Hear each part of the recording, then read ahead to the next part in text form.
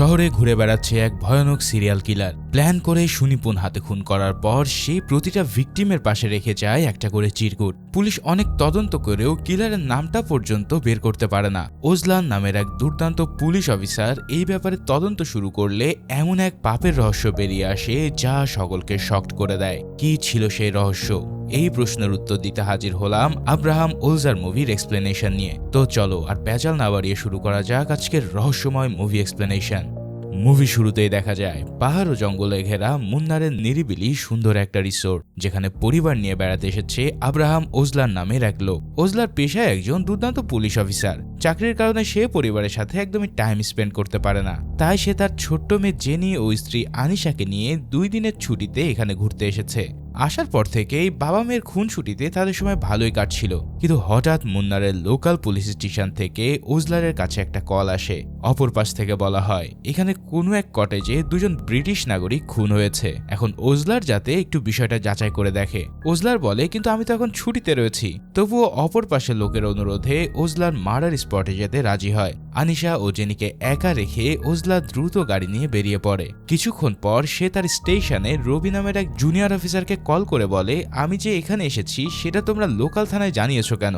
আমার রিসোর্টের নাম্বারই বা তাদের কেন দিয়েছো? তখন রবি জানায় স্যার আমরা তো আপনার নাম্বার কাউকে দেইনি, আপনি কোথায় আছেন সেটাও আমরা জানি না, আমাদের কাছে তো কেউ জিজ্ঞেসও করেনি। এই কথাটা শুনে ওজলারের মাথায় যেন আকাশ ভেঙে পড়ে। সে বুঝতে পারে যে কেউ ইচ্ছে করে তাকে রিসোর্ট থেকে সরাতে চাইছে, তাই দ্রুত গাড়ি ঘুরিয়ে সে রিসোর্টের উদ্দেশ্যে রওনা দেয়। কিন্তু ততক্ষণে দুর্ঘটনা ঘটে গিয়েছিল। ওজলার দেখে রিসোর্টের সবকিছু এলোমেলো হয়ে পড়ে আছে। সে পাগলের মতন আনিশা ও জেনিকে ডাকতে থাকে, কিন্তু কোথাও কাউকে খুঁজে পাওয়া যায় না। এই ঘটনার 3 বছর পার হয়ে যায়। সেই দিনটা ওজলারের কাছে আজও একটা দুঃস্বপ্নের মতো। ওজলার ঘুম থেকে উঠে একটা ল্যাপটপ ওপেন করে, যেখানে তার স্ত্রী ও সন্তানের খুনির একটি স্টেটমেন্ট রয়েছে। আসলে সেদিনকার ঘটনার 4 দিন পরে তদন্ত করে ওজলার ভিনিত নামের এক ছেলেকে গ্রেফতার করেছিল। ভিনিত স্টেটমেন্ট দিয়েছিল যে সে 5 বছর আগে একটা ইউনিভার্সিটির ইঞ্জিনিয়ারিং ডিপার্টমেন্টের স্টুডেন্ট ছিল। তখন নিজের অজান্তে সে ড্রাগ ডিলিং এর সাথে জড়িয়ে পড়ে এবং কয়েকদিন ড্রাগ সাপ্লাই করতে গিয়ে সে ওজলারের হাতে ধরা পড়ে যায়। সে ওজলারের কাছে অনেক ক্ষমা চেয়েছিল, তবে ওজলার তার কোনো কথা না শুনেই কেসটা আদালতে তোলে। ফলে ভিনিতের 5 বছরের জেল হয়। মুহূর্তেই তার জীবনটা তছনছ হয়ে যায়, তার ক্যারিয়ার শেষ হয়ে যায় এবং পরিবার ও সম্মানহানি হয় অনেকখানি। এর জন্য জেল থেকে বের হওয়ার পর ওজলারের উপরে প্রতিশোধ নিতে ভিনিত তার স্ত্রী সন্তানকে জঙ্গলে নিয়ে খুন করে। এরপর তাদের লাশ টুকরো টুকরো করে জঙ্গলের কোথাও একটা দাফন করে দেয়। পুলিশ ভিনিতকে বলে তোমাকে গ্রেফতার করার পর তোমার গাড়িতে ওজলারের স্ত্রী সন্তানের রক্তের চিহ্ন পাওয়া গেছে এবং আমরা মার্ডার ওয়েপনও খুঁজে পেয়েছি। এটুকু নিশ্চিত যে তুমি খুন করেছো বা খুনের সাথে জড়িত, কিন্তু লাশগুলো আসলে তুমি কোথায় দাফন করেছো? জবাবে ভিনিত বলে সে ওই সময় অনেক নেশাগ্রস্ত ছিল, তাই তার কিছু মনে নেই। সিন এবার প্রেজেন্টে আসলে ওজলার ভিনিতের এই স্টেটমেন্ট রেকর্ড দেখে আবারও ডিপ্রেশনে পড়ে যায়। তাই সে তার ডাক্তারের সাথে দেখা করতে আসে। ডক্টর তাকে বলে তুমি আবারও কাজে ব্যাক করো, কারণ সাইকোলজিক্যাল ট্রিটমেন্ট দিয়ে কোনো লাভ হচ্ছে না। এখন তোমাকে আসলে ফিজিক্যাল ট্রিটমেন্ট করতে হবে। তুমি শুধু ডিপ্রেশনেই না, এখন অনেক কিছুই হ্যালুসিনেটও করতে শুরু করেছো। এমন চলতে থাকলে ব্যাপারটা ইনসোমনিয়ার দিকে এগিয়ে যাবে।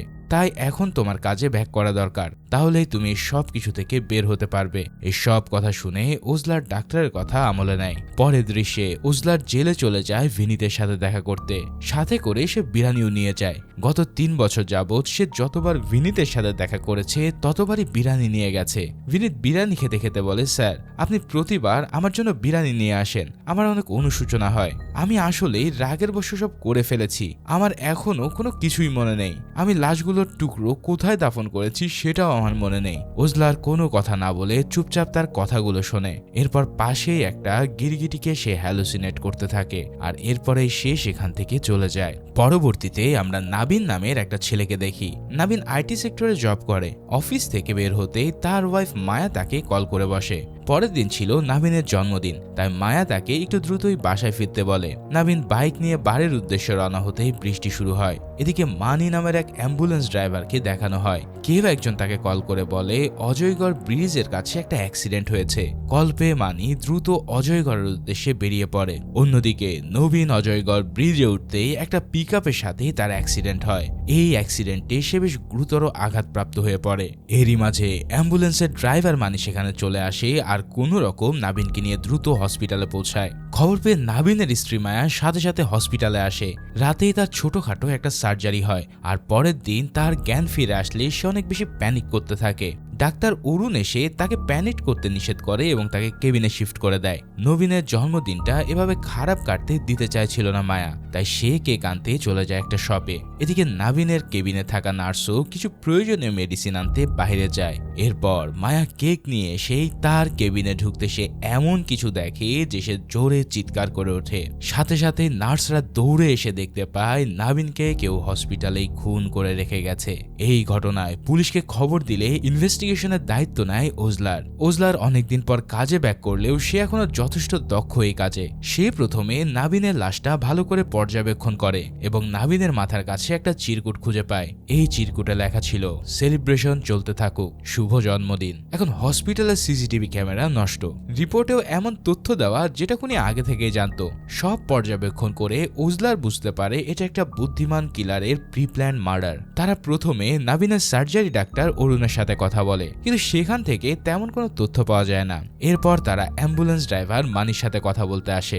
মানির ফোন থেকে তারা জানতে পারে যে অ্যাক্সিডেন্টের 8 মিনিট আগে কিলার মানিকে কল করেছিল এবং সে ওই অ্যাক্সিডেন্টের কথা বলেছিল। অর্থাৎ কিলার ভালো করে জানতো যে মানি নাবিনকে হসপিটালে নিয়ে আসবে। তখন ওজলার বলে, শুধু মানির খবর নয়, সার্জারির পর নাবিনের ডান পাও অচল হয়ে পড়েছিল, এটাও খুনি আগে থেকেই জানতো। খুনি এটা সুযোগ নিয়ে নাবিনের ডান পায়ের উপরে কাটাছেঁড়া করে, ফলে অতিরিক্ত রক্তক্ষরণে নাবিনের মৃত্যু হয়। আসলে এই কিলার মেডিকেল সায়েন্সে অনেক এক্সপার্ট, তাই সে জানতো কোথায় কাট করলে দ্রুত ভিকটিম মারা যাবে। এরপর অনেক ইনভেস্টিগেশনের পরেও ওজলার হসপিটাল থেকে সন্দেহজনক কিছুই পায় না। নবীনের বাবা মা আসলে পুলিশ তাদেরকেও জিজ্ঞাসাবাদ করে, তবে ছেলের মৃত্যুতে তারা এতটাই ট্রমাটাইজ হয়েছিল যে কেউ কিছু বলতে পারছিল না। নবীনের বাবা এক বুক কষ্ট নিয়ে বলে, মা বাবা বেঁচে থাকতে সন্তান মরে গেলে এর থেকে বেশি ট্রমাটাইজ আর কিছুই হয় না। কথাটা যেন ওজলারের বুকের চাপা ক্ষতটাকে আরো বেশি জাগিয়ে দেয়। পরের দৃশ্যে আমরা ওজলারকে নবীনের লাশের অটোপসি করা ডাক্তারের কাছে যেতে দেখি।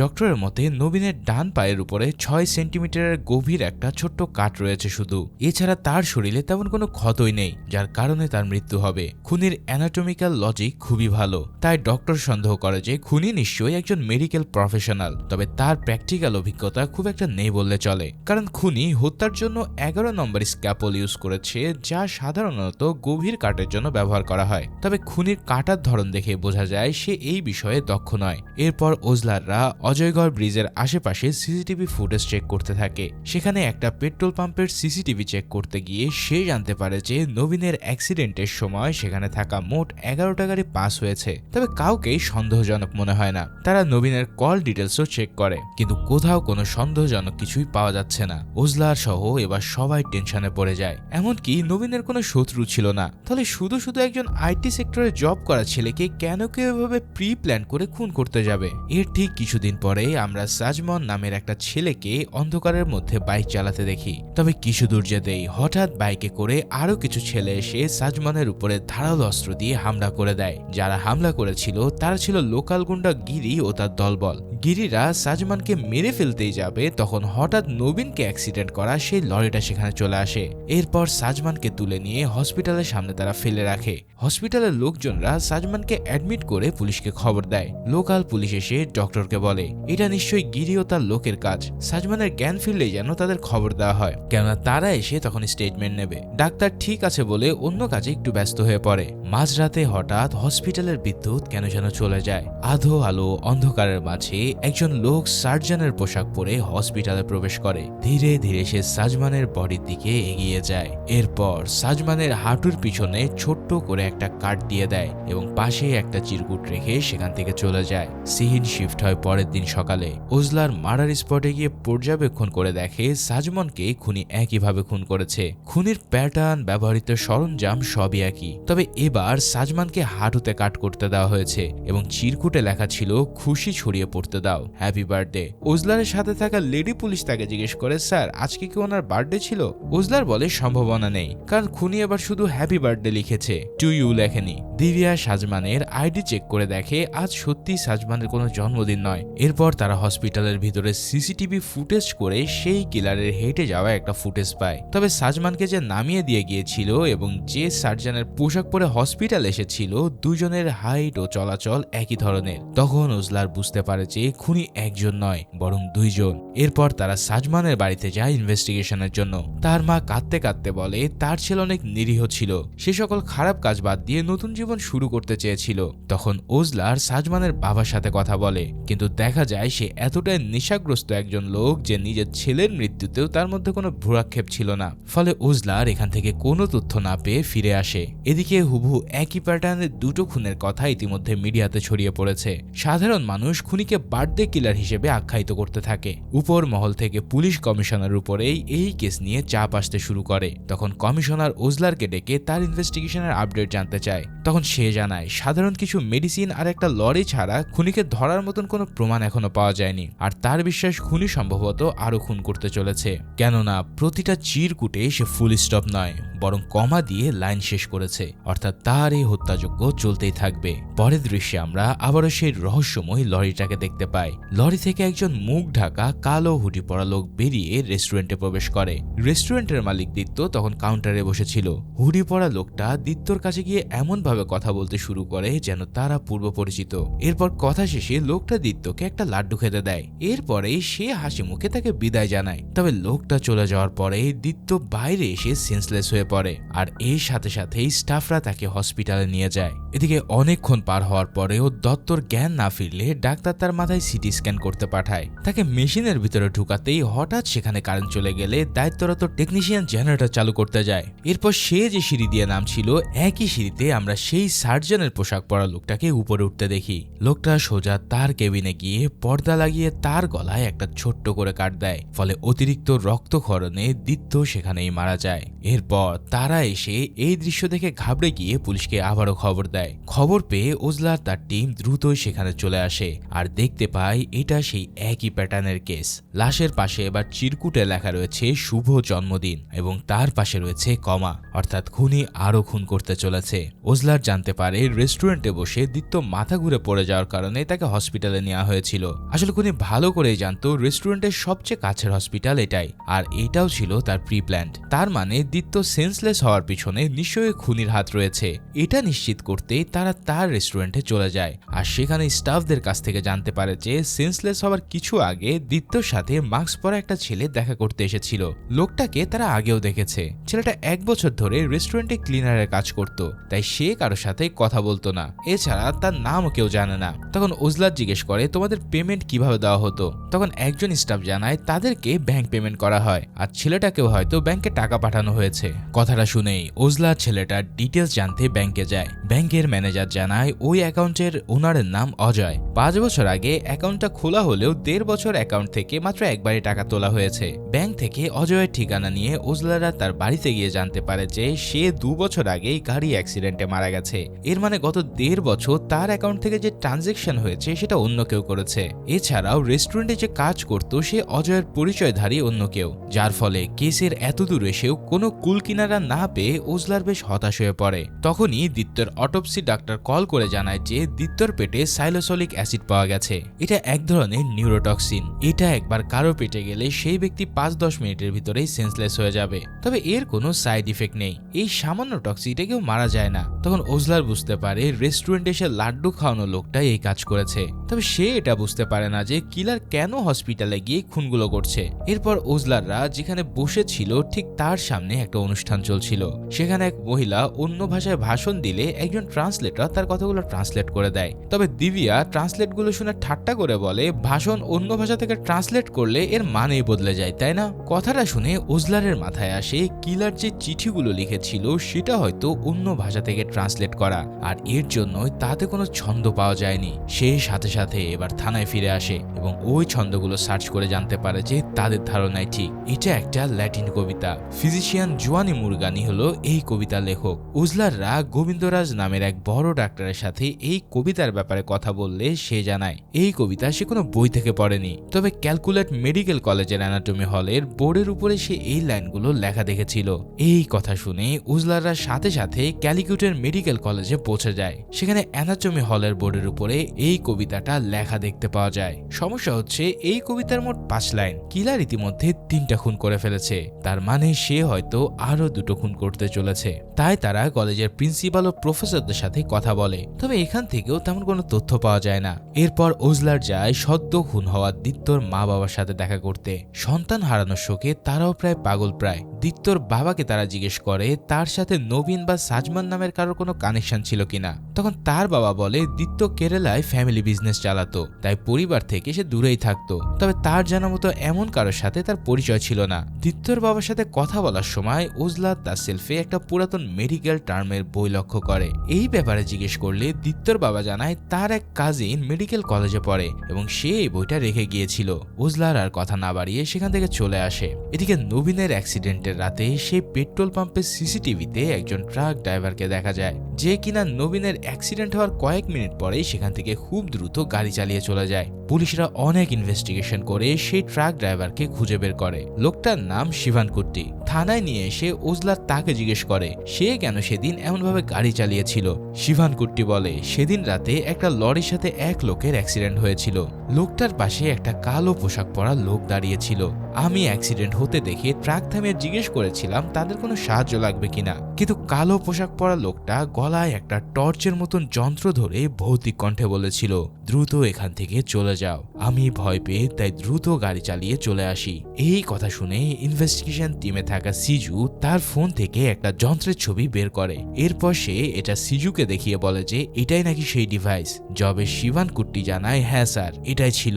সিজু ওজলারকে বলে স্যার এটা একটা আর্টিফিশিয়াল লরেক্স যন্ত্র, যারা কথা বলতে পারে না তারা এটা সাধারণত ব্যবহার করে। তার মানে কিলার একজন বাক প্রতিবন্ধী। মজার ব্যাপার হচ্ছে এই ধরনের ল্যারিক্স যন্ত্র মার্কেটে লঞ্চ হয়েছে মাত্র 3 বছর আগে, তাই গত 3 বছরে কেরালায় এই যন্ত্র লাগানোর লোকদের লিস্ট বের করলে হয়তো কিলারকে খুঁজে পাওয়া যাবে। এই কথা শুনে তারা সকল হসপিটাল থেকে ইনফরমেশন নিতে থাকে। এদের মধ্যে 120 জন ছিল বৃদ্ধ, 12 জন ছিল বাচ্চা আর 20 জন ছিল মহিলা। এছাড়া 90 জন ছিল 18 থেকে 45 বছরের মধ্যে। তাদের ধারণা এই 90 জনের মধ্যে কিলার লুকিয়ে রয়েছে। এখন 90 জনকে তো আর জিজ্ঞাসাবাদ করা সম্ভব নয়, তাই তারা কেরালা থেকে দূরে আছে এমন হোম অ্যাড্রেসের লোকদের লিস্ট থেকে বাদ দিতে শুরু করে। এরই মাঝে তারা কৃষ্ণদাস নামের এক পেশেন্টের ঠিকানা কাঙ্গারা গ্রাম দেখে থমকে যায়, কারণ কাঙ্গারা ছিল দিত্যর হোটেলে কাজ করা সেই মৃত অজিশের গ্রাম। যার ফলে তাদের কৃষ্ণদাসের উপরে সন্দেহ হলে তারা সর্বপ্রথম তার সাথে দেখা করতে যায়। সেখানে কৃষ্ণদাসের মায়ের কাছ থেকে তারা জানতে পারে যে কৃষ্ণদাস অনেক মাস হয়ে গিয়েছে বাড়ি ফেরে না। ওজলার জিজ্ঞেস করে সে কি জন্ম থেকে প্রতিবন্ধী ছিল। তার মা জানায় কৃষ্ণদাস যখন থেকে কথা বলতে শুরু করেছিল তখন থেকেই তার কণ্ঠ ছিল অত্যন্ত সুমিষ্ট।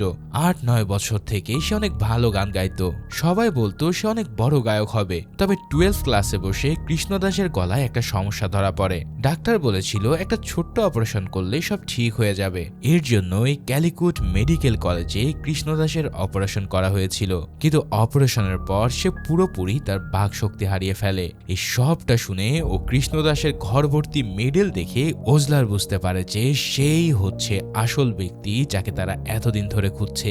এরপর তারা কৃষ্ণদাসের মায়ের কাছ থেকে তার একটা ছবি নিয়ে সেখান থেকে চলে আসে। এখন সবকিছু চিন্তা ভাবনা করে থানায় এসে ওজলা তার টিম মেম্বারদেরকে বলে কৃষ্ণদাসের সার্জারি হয়েছিল 1989 সালে, যারা মৃত্যুবরণ করেছে তাদের জন্ম 1990 এর পরেই, তাই তাদের সাথে কৃষ্ণদাসের সার্জারির কোনো সম্পর্ক নেই। কিন্তু প্রথম ভিকটিম নাবিনের বাবা ছিল ক্যালিকুলেট কলেজেরই একজন ডক্টর, তাই যখন কৃষ্ণদাসের সার্জারি হয় তখন সে ওই কলেজেরই 2য় বর্ষের ছাত্র ছিল। হয়তো তার কাছ থেকে এমন কোনো তথ্য পাওয়া যেতে পারে। তাই তারা শিবকুমারকে কল করে জিজ্ঞেস করে যে সে যখন ক্যালিকুট কলেজের এমডি ছিল তখন সে কৃষ্ণদাস নামে কারো সার্জারি করেছিল কিনা। শিবকুমার বলে আমি জেনারেল মেডিসিনে কোর্স করেছি ক্যালিকুলেট থেকে, তাই সার্জারি থেকে আমার কোনো সম্পর্ক নেই। শিবকুমারের কথার সত্যতা যাচাই করতে ওজলাররা পরের দিন আবারও ক্যালিকুট মেডিকেল কলেজে যায়। সেখানে পুরানো এক প্রফেসরের সাথে কথা বলে তারা জানতে পারে যে শিবকুমার সত্যি বলছে আছে, তবে তৎকালীন যারা সার্জারি কোর্স করিয়েছিল তাদের তথ্য রেজিস্ট্রি খাতায় পাওয়া যেতে পারে।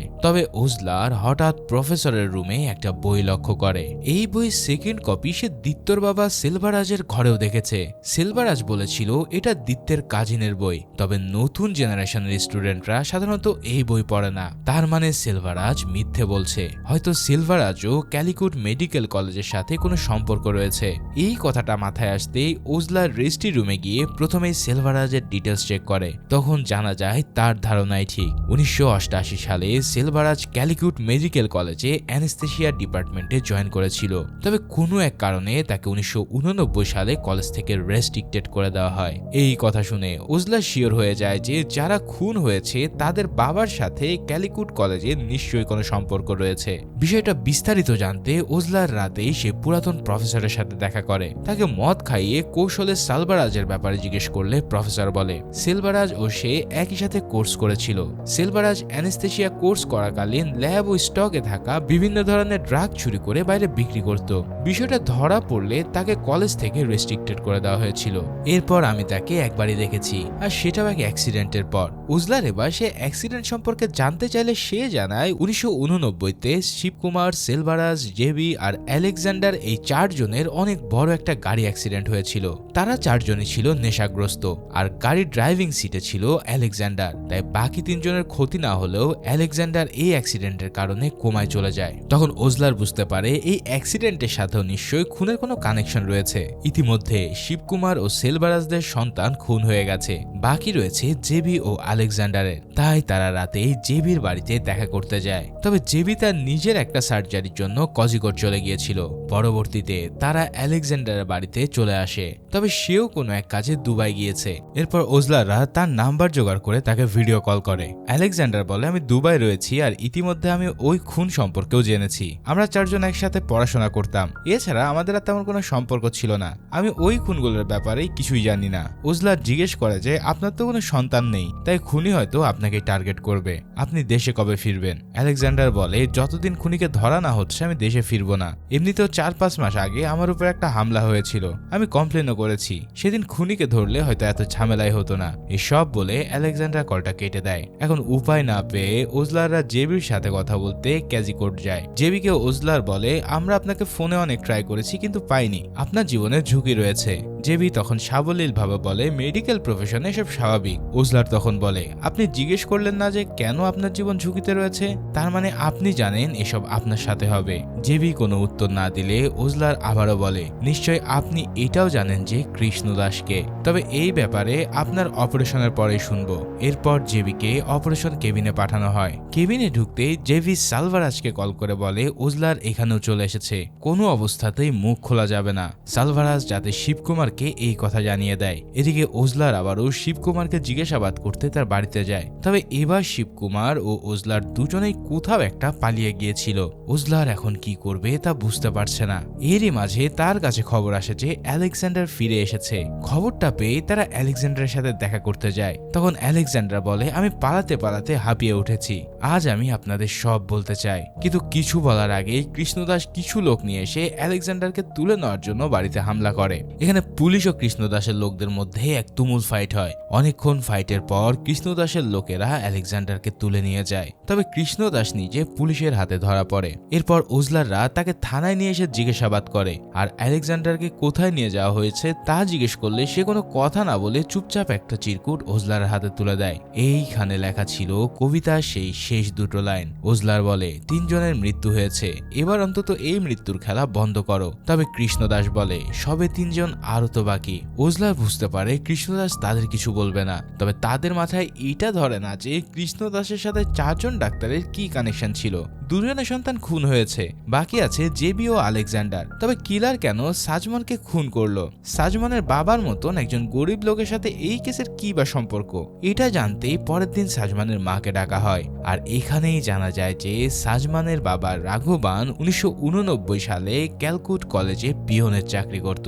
সাজমানের মা বলে আপনাদের আগেও 4-5 মাস পূর্বে একটা সুন্দর করে ছেলে রাঘবানের সাথে কথা বলতে গিয়েছিল। ছেলেটা নিজেকে ডাক্তার পরিচয় দিয়ে সুজা নামের এক মেয়ের কথা জিজ্ঞেস করেছিল। সুজা নামটা শুনতেই ওজলারের ডাক্তার অরুণের কথা মনে পড়ে যায়, কারণ ডাক্তার অরুণের হসপিটালের নাম সুজা মেমোরিয়াল হসপিটাল। সুজা ছিল অরুণের বোন। 1989 সালে সেও ক্যালিকুট মেডিকেল কলেজে পড়তো। এরপর তারা সাজমানের মাকে অরুণের ছবি দেখালে সেও শিওর করে যে এই লোকই রাঘাবানের সাথে কথা বলতে গিয়েছিল, যার ফলে ওজলার বুঝতে পারে সুজার মৃত্যু ও কৃষ্ণদাসের বাকশক্তি হারানোর পিছনে নিশ্চয়ই কোনো যোগসূত্র রয়েছে। তাই তারা দ্রুত অরুণের সাথে যোগাযোগ করার চেষ্টা করে। এরপর অরুণের হসপিটাল ফোন করে জানায় যে ডাক্তার অরুণ কোনো এক সার্জারি কাজে কোজিকোড়ের সানরাইজ হসপিটালে গেছে, আর এখানেই আজ জেবির অপারেশন হওয়ার কথা। তার মানে জেবির জীবন ঝুঁকিতে রয়েছে। এই কারণে সবাই এবার দ্রুত কোজিকোড়ের উদ্দেশ্যে রওনা দেয়। দিভিয়া ও সিজু সানরাইজ হসপিটালে গিয়ে দেখে জেবি ঠিকই রয়েছে, আর ডাক্তার অরুণও হসপিটালে নেই। ওজলার ডাক্তার অরুণের সাথে দেখা করতে তার বাড়িতে যায়। অরুণকে সে সরাসরি জিজ্ঞেস করে রাঘবানকে কিভাবে চেনে অরুণ, তার সাথে সুজারই বা কি সম্পর্ক। তখন অরুণ জানায় আমার বোন সুজা ক্যালিকুট মেডিকেল কলেজে পড়তো। একদিন সে হঠাৎ করেই আত্মহত্যা করে। অনেক খুঁজেও আমরা এর কোনো কারণ জানতে পারি না। আমি তখন ক্লাস 5-এ পড়তাম, তাই আমিও কিছু মনে করতে পারিনি। এরপর অনেক দিন পার হয়ে যায়। 5-6 মাস আগে আমি দিদির পুরানো ডায়েরিতে একটা ছবি পাই। এখানে দিদির সাথে আরো একটা ছেলে দাঁড়িয়েছিল। দিদির বান্ধবী থেকে জানতে পারি যে ছেলেটা ছিল তাদের সিনিয়র, এবং প্রায় সময় দিদি নাকি ছেলেটার সাথে লুকিয়ে অ্যানাটমি ল্যাবে দেখা করত। এই কাজে তাদের সব সময় সাহায্য করত রাঘবান। তাই ছেলেটার পরিচয় জানার জন্য আমি রাঘবানের সাথে দেখা করতে যাই, কিন্তু রাঘবানের এখন কিছুই মনে নেই। তাই আমি আর কোনো কিছুতেই আগ বাড়াইনি। এখন অরুণের কাছ থেকে এই কথাগুলো শুনে ওজলা সেই ছবিটি দেখতে চায়। অরুণ ছবি এনে দিলে ছবিতে ছেলেটার মুখ অস্পষ্ট দেখায়, তবে ছবিতে রাখা একটা বনসাই গাছের টব দেখে ওজলার বুঝতে পারে ছবিটা আলেকজান্ডারের বাসায় তোলা, কারণ আলেকজান্ডারের বাড়িতেও সে একই বনসাই টব দেখেছে। আর সিজুর প্রেমিকটাই ছিল সম্ভবত আলেকজান্ডার। এদিকে সানরাইজ হসপিটালে কেউ একজন পুলিশকে ফাঁকি দিয়ে সকল স্টাফকে অজ্ঞান করে জেবিকে তুলে নিয়ে গেছে। দিভিয়া খবরটা ওজলারকে ফোন করে জানাতেই ওজলারের কাছে সবটা ক্লিয়ার হয়ে যায়। ওজলার বলে এই সব কিছু আলেকজান্ডারের কাজ। কৃষ্ণদাস লাস্ট যে চিরকুটটা দিয়েছিল তার পাশে কমা নয়, বরং ছিল ফুল স্টপ, অর্থাৎ ভিকটিম 5 জন নয় বরং 4 জন। আর কৃষ্ণদাস আলেকজান্ডার নয় বরং জেবিকে মারার ইঙ্গিত দিয়েছিল। এই সব কিছু আলেকজান্ডার ও কৃষ্ণদাস প্ল্যান করেই করেছে। হয়তো সুজান মৃত্যুর প্রতিশোধ নিতে আলেকজান্ডার এমনটা করেছে।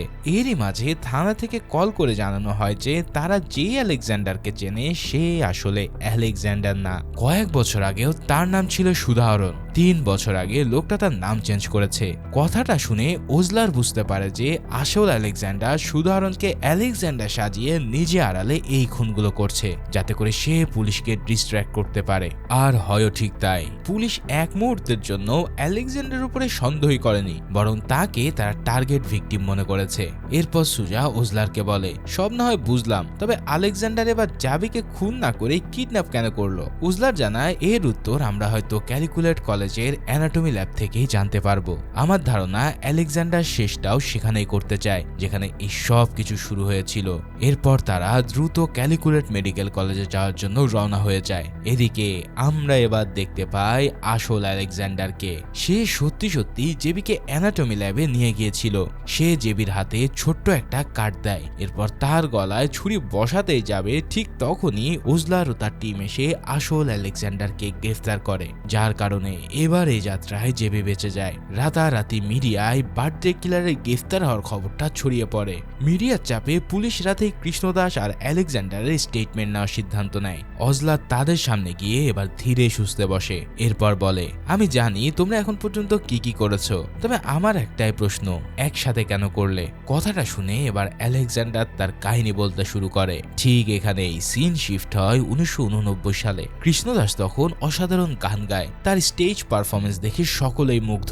একদিন ক্যালিকুট কলেজে তখন ফার্স্ট ইয়ারের স্টুডেন্টরা ভর্তি হয়েছে, যার মধ্যে সুজাও ছিল। সিলভারাজ, শিবকুমার, জেবি, আলেকজান্ডার সকলেই দ্বিতীয় বর্ষের স্টুডেন্ট। ফ্রেশার রিসেপশনের দিন সকল জুনিয়ররা পরিচয় দিতে স্টেজে গেলে সিলভারাজ সকল মেয়ে জুনিয়রদের সাথে ফ্লার্ট করতে থাকে। সুজার বেলাও সে সুজাকে ইমপ্রেস করার জন্য ফুল দেয়, কিন্তু সুজা সেটা সামনে পাস করে দেয়। সুজার এমন কনফিডেন্স দেখে আলেকজান্ডার তাকে পছন্দ করতে শুরু করে। এদিকে জেবি সারাদিন পড়াশোনায় ডুবে থাকতো। তার পাঠ্যপুস্তকের অসাধারণ নলেজ থাকলেও ইনস্ট্যান্ট নলেজ খুব কম ছিল। এদিক থেকে আবার আলেকজান্ডার অনেক এগিয়ে। তাদের প্রফেসর জেবির চাইতে আলেকজান্ডারকে সবকিছুতে বেশি ভরসা করতে বিধায় জেবি তাকে অনেক হিংসে করত। এরই মাঝে আলেকজান্ডার একটু একটু করে তাদের পছন্দের কথা সুজাকে জানায়। সুজাও তাকে পছন্দ করত, তাই সেও রাজি হয়ে যায়। এদিকে কৃষ্ণদাস তার অসাধারণ গলা দিয়ে সবাইকে মুগ্ধ করে ফেলেছিল। অন্যদিকে সুজা ও আলেকজান্ডারও একে অপরকে গভীরভাবে ভালোবাসতে শুরু করেছিল। সকলের জীবনই ভালো যাচ্ছিল। তবে একসাথে থাকা তিন বন্ধু কিছুতেই আলেকজান্ডারের সবকিছুতে এগিয়ে যাওয়া মেনে নিতে পারছিল না। ঠিক এরই মাঝে একদিন আলেকজান্ডার সিলভারাজের ড্রাগ পাচারের কথা অথরিটিকে জানিয়ে দেয়, ফলে তাকে রেস্ট্রিক্টেড করে দেওয়া হয়। অন্যদিকে কৃষ্ণদাসেরও হঠাৎ গলায় সমস্যা ধরা পড়লে তাকে ক্যালিকুট মেডিকেলে ভর্তি করা হয়। ডাক্তার জানায় ছোট্ট একটা অপারেশন করলেই ঠিক হয়ে যাবে, কিন্তু হঠাৎ ডক্টরের একটা ইমার্জেন্সি কাজ পড়ে গেলে এই অপারেশনের দায়িত্ব পড়ে আলেকজান্ডারের উপর। জেবিকে বলা হয় আলেকজান্ডারকে অ্যাসিস্ট করতে। জেবি যেহেতু আলেকজান্ডারকে ঘৃণা করত, তাই সার্জারির সময় সে ইচ্ছাকৃতভাবে এমন একটা ভুল করে যার ফলে কৃষ্ণদাসের আজীবনের জন্য বাক শক্তি হারিয়ে যায়। আর আলেকজান্ডারের দায়িত্বে থাকার পরেও এমন ভুল হওয়ার কারণে তাকে 1 মাসের জন্য সাসপেন্ড করা হয়। আলেকজান্ডার তখন সবার সামনে বলে দেয় যে এটা জেবির ইচ্ছাকৃত ভুল, ফলে জেবিকে রেস্ট্রিক্টেড করা হয় কলেজ থেকে। এই কারণে জেবি আরো রেগে যায় আলেকজান্ডারের উপর। সালভারাস, শিবকুমার ও জেবি তিনজন মিলে আলেকজান্ডারকে একটা শিক্ষা দেওয়ার প্ল্যান করে। তারা ভালো করেই জানতো আলেকজান্ডার সুজার সাথে অ্যানাটমি ল্যাবে দেখা করে, আর এই কাজে তাদের সবসময় সাহায্য করে রাগাবান। তাই তারা রাগাবানকে কিছু টাকা দিয়ে আলেকজান্ডারকে ল্যাবে পাঠাতে বলে। লোভী রাগাবান কয়েক টাকা পেয়ে মিথ্যা বলে আলেকজান্ডারকে অ্যানাটমিতে পাঠায়। ল্যাবে ঢুকতেই শিবকুমার আলেকজান্ডারের মাথায় আঘাত করে তাকে অজ্ঞান করে ফেলে। কিছুক্ষণ পর তার জ্ঞান ফিরে আসলে আলেকজান্ডার দেখে সে টেবিলে শোয়া। এরপর তারা তিনজন তাকে জীবন্ত অবস্থায় সারা রাত টর্চার করে। আলেকজান্ডারের তখন অনেক বেশি কষ্ট হচ্ছিল, কিন্তু এই তিনজন এতেও শান্ত হয় না। ভোরের দিকে আলেকজান্ডারকে ড্রাইভিং সিটে বসিয়ে তারা একটা অ্যাক্সিডেন্টের নাটক সাজায়। এবার সেই অ্যাক্সিডেন্টের ফলে আলেকজান্ডার কোমায় চলে যায়। তার সুস্থ হয়ে আসার চান্স ছিল মাত্র 1%। এদিকে সুজা নিজের ভালোবাসার এই অবস্থা দেখতে না পেরে একদিন আত্মহত্যা করে বসে। এর কয়েকদিন পরেই ঘটে একটা মিরাক্কেল ঘটনা, আর সেটা হচ্ছে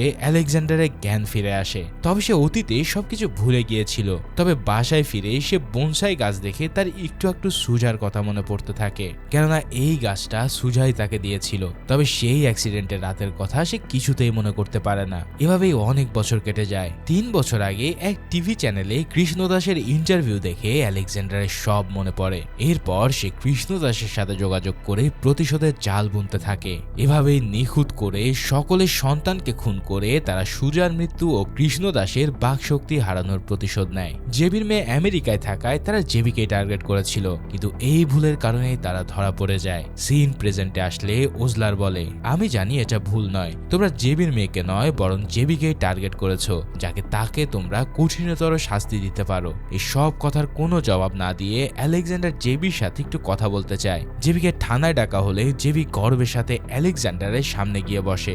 নিজের করা পাপ স্বীকার তো দূরে, নিজের কাজের জন্য সে বিন্দুমাত্র অনুশোচনা করেনি। উল্টো সে আলেকজান্ডারকে বলে, আমি এখনো বেঁচে আছি কারণ গড আমার পাশে আছে। গড সেদিনও তোমার পাশে ছিল না, আর এখনো নেই। জেবির এমন কথা শুনে ওজলারেরও ভীষণ রাগ হয়। তবে আইনের উপরে তো তার কোনো হাত নেই। এই ঘটনার 1 সপ্তাহ পার হয়ে যায়। জেবির 32 বছর কর্মজীবন থেকে রিটায়ারমেন্ট উপলক্ষে তাকে অ্যাওয়ার্ড দেওয়ার জন্য একটা অনুষ্ঠান আয়োজন করা হয়। ওজলারও সেই অনুষ্ঠানে আমন্ত্রিত অতিথি ছিল। ওজলার যখন জেবির স্পিচ মনোযোগ দিয়ে শুনছিল, তখনই হঠাৎ অটোপসি ডাক্তার কল করে বলে, আমি বার্থডে কিলার সম্পর্কে একটু কথা বলতে চাই। ওজলা জিজ্ঞেস করে, কি কথা? ডক্টর জানায়, তুমি খুন হওয়া প্রত্যেকটা লাশের কাটা স্থানে নিশ্চয়ই একটা নীল দাগ লক্ষ্য করেছো। ওটা কিন্তু কোনো সাধারণ দাগ নয়। ওই দাগটা দেওয়া হয়েছে ম্যাথিলিন ডিউ নামের একটা কালি ব্যবহার করে। এটা কারো শরীরের কাটা স্থানে লাগলে তার শরীরে এক ধরনের ব্যাকটেরিয়া জন্ম নেয়, যার ফলে সহজে চিকিৎসা না হলে আক্রান্ত ব্যক্তি 7 দিনের মাথায় হার্ট অ্যাটাক করে মারা যায়। এই কথাটা শুনে ওজলা চমকে ওঠে, কারণ আলেকজান্ডার জেবিকে না মারলেও সে জেবির শরীরে ঠিকই ব্যাকটেরিয়া প্রবেশ করিয়ে দিয়েছিল। ওজলার পিছনে ফিরে জেবির দিকে তাকায় তাকাতেই জেবি হঠাৎ কাশতে কাশতে মাটিতে লুটিয়ে পড়ে, আর এভাবেই ফাইনালি জেবিরও মৃত্যু হয়। তার মানে ওজলার বুঝতে পারে যে আলেকজান্ডার ঠিকই তার প্রতিশোধ নিয়ে নিয়েছে। জেবির মৃত্যুর পর ভয়ে ও অনুশোচনায় শিবকুমার আত্মহত্যা করে। সালভারাস তার ওয়াইফকে ছেড়ে চলে যায়। রাগাবানারও মৃত্যু হয়। এই সব ঘটনার কয়েক মাস পার হয়ে যায়। আলেকজান্ডার ও কৃষ্ণদাসকে সেই জেলে ট্রান্সফার করা হয় যেখানে ওজলারের স্ত্রী সন্তানের খুনি ভিনিতকে রাখা হয়েছে। এভাবেই দিন পার হতে থাকে। ওজলার প্রতি মাসের মতন এবারও বিরানি নিয়ে ভিনিতের সাথে দেখা করতে গেলে পথে তার আলেকজান্ডারের সাথে দেখা হয়ে যায়। আলেকজান্ডার ওজলারকে দেখেই বলে, আপনি অনেক ভালো মানুষ। খুনিরা সব সময় অপরাধী হয় না, আর অপরাধীরা সবসময় খুনিও হয় না। বোন রোসেডির কথা জানুন, তাহলে আপনি এই যন্ত্রণা থেকে মুক্তি পাবেন। এই সব বলে আলেকজান্ডার চলে গেলে ওজলার তার কথা শুনে থমকে যায়। কিছুক্ষণ চিন্তা ভাবনা করে সে ভিনিতের সামনে গিয়ে বসে। এবার চুপ না থেকে ওজলার তাকে জিজ্ঞেস করে, আমার স্ত্রী সন্তান কোথায়? ভিনিত বলে, আমি জানি না তাদের আমি কোথায় দাফন করেছি। ওজলার বলে, আমি দাফনের কথা বলিনি, আমি জিজ্ঞেস করেছি তারা কোথায় আছে।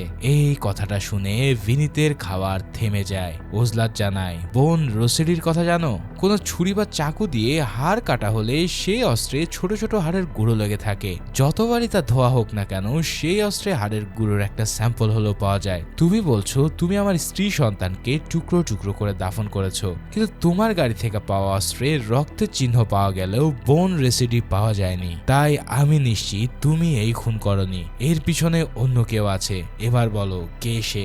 এই কথা শুনে ভিনিত মুচকি হেসে বলে, আমি এই দিনটার জন্য অপেক্ষা করছিলাম। আপনি আসলে অনেক চালাক, বাকিটাও এখন নিজের চালাকি দিয়ে বের করে নিন। ভিনিতের সায় বুঝতে পেরে ওজলার কিছু একটা চিন্তা করে, আর এরপর সেও একটা মুচকি হাসি দেয়। ঠিক এই সিনের মধ্য দিয়ে অসাধারণ এই মার্ডার মিস্ট্রি মুভিটা এখানেই সমাপ্তি ঘটে। এই মুভিটার হয়তো সেকেন্ড পার্টও কোনো একটা সময় আসবে। সে সময় আসলে আমরা হয়তো ওজলারের স্ত্রী ও সন্তানদের খুনের ব্যাপারটাও জানতে পারবো। তো ততক্ষণ পর্যন্ত তোমরা সবাই ভালো ও সুস্থ থাকো। দেখা হচ্ছে পরের কোনো ভিডিওতে। সে পর্যন্ত আল্লাহ হাফেজ।